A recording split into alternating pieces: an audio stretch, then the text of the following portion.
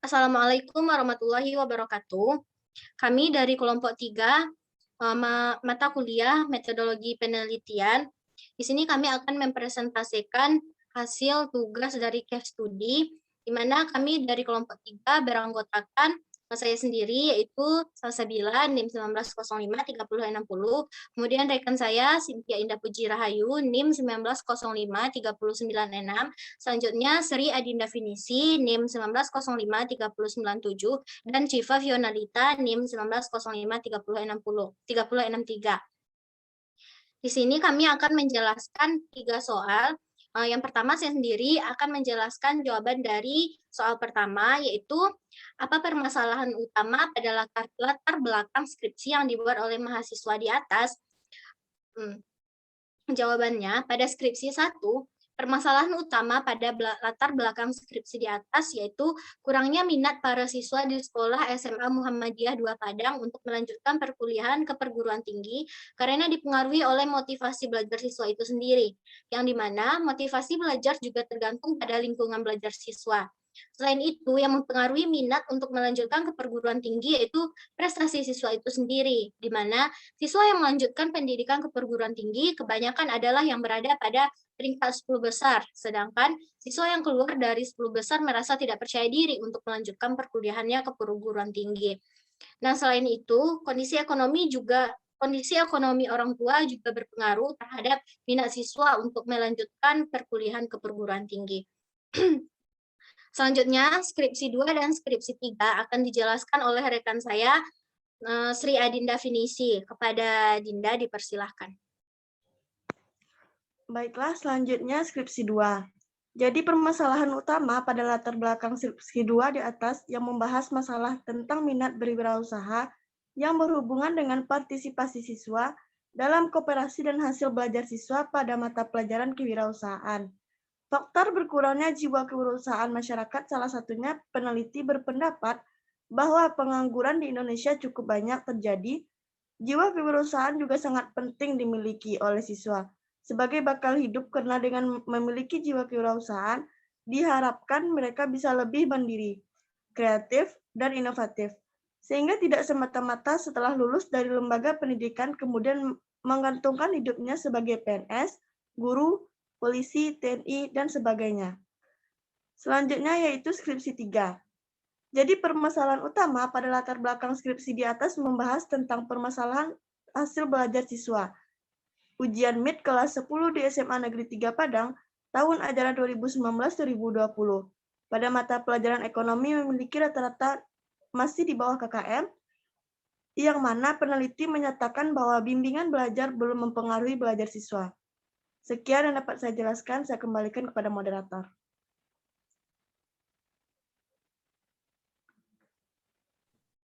Baik, terima kasih kepada Saudara Dinda yang telah menjelaskan jawaban materi dari soal nomor 1. Selanjutnya soal nomor 2 yaitu isu etika penulisan apa yang terjadi pada kasus di atas. Maka soal nomor 2 ini akan dijawab oleh rekan saya, Syifa Fionalita. Kepada Saudari Syifa dipersilahkan. Baiklah, saya akan menjawab pertanyaan nomor 2 yaitu isu ketika penulisan apa yang terjadi pada kasus di atas. Yang pertama, skripsi yang pertama yaitu menurut kelompok kami pada skripsi yang ditulis student AIJ tidak terdapat pelanggaran etika penulisan seperti plagiarisme, menyinggung sara, dan lain-lain.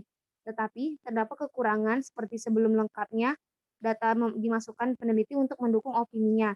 Jika hal ini dibiarkan, akan memicu terjadinya plagiat. Sedangkan skripsi 2 yaitu untuk kelompok kami, etika penulisan yang terjadi pada skripsi yang ditulis student KC tidak terdapat pelanggaran etika penulisan seperti plagiarisme, menyinggung sara, dan lain-lain.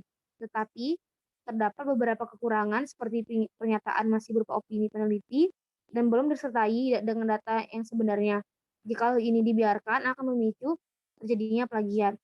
Skripsi 3 yaitu menurut kelompok kami pada skripsi yang ditulis student YMS tidak terdapat pelanggaran etika penulisan seperti plagiarisme, menyinggung sara, dan lain-lain. Tetapi terdapat kekurangan seperti belum lengkapnya data yang dimasukkan peneliti untuk mendukung opininya. Jika ini terjadi, akan memicu terjadinya plagiat. Sekian dari saya kembalikan kepada moderator. Terima kasih kepada Saudara Syifa yang telah menjawab pertanyaan nomor 2. Selanjutnya pertanyaan nomor 3, yaitu apa argumentasi saudara atas skripsi yang ada? Maka pertanyaan ini akan dijawab oleh Saudari Cynthia Indah Puji Rahayu. Kepada Saudari Indah dipersilahkan. Baiklah, saya akan membacakan jawaban dari kelompok kami tentang argumentasi kami atas skripsi yang ada. Argumentasi kami terhadap skripsi 1 yaitu yang mana kelompok kami terhadap skripsi di atas kurang baik karena masalah yang dipaparkan peneliti tersebut masih belum kuat karena beberapa pernyataannya belum disertai dengan data primer maupun sekunder tentang fokus penelitian yang ditelitinya. Dan bisa dikatakan peneliti terlalu memaksakan opininya tanpa memasukkan data yang akurat. Yang selanjutnya, argumentasi kelompok kami terhadap skripsi yang kedua yang mana kurang baik karena masalah yang dipaparkan peneliti juga masih belum kuat. Ada beberapa pernyataan belum disertai dengan data primer maupun sekundernya tentang fokus penelitian yang ditelitinya. Dan dapat juga dikatakan bahwa peneliti tersebut terlalu memaksakan opininya tanpa memasukkan data-data yang akurat.